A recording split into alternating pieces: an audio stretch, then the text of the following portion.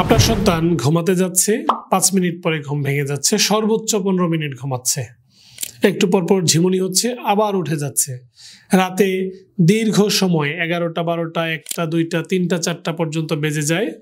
সারাদিন অভিভাবক হিসেবে ব্যস্ত সময় পার করে বাচ্চার জন্য রাত জাগতে হচ্ছে। এই ধরনের অনেক কম ঘুম আপনার সন্তানের বারংবার বিভিন্ন অসুস্থতার কারণ হতে পারে খিটখিটে মেজাজ, মানসিক বিকাশের বাধার কারণ। দীর্ঘদিন আপনার সন্তান ঘুম কম হলে, ঘুম আসতে দেরি হলে, কিছুক্ষণ পরপর ঘুম ভেঙে গেলে, ঘুমের মধ্যে অস্বস্তি হলে কেন এমন হচ্ছে কারণ জেনে নিন। আপনার সন্তানের মানসিক বিকাশ যেন এই ঘুমের কারণে বাধাগ্রস্ত না হয়, খিটখিটে মেজাজ যেন প্যারেন্টিংয়ের এই সুখময় সময়টাকে কষ্টের মধ্যে পর্যবেসিত না করে। ডাক্তার শফিক, আজ এ পর্যন্ত। আল্লাহ হাফেজ।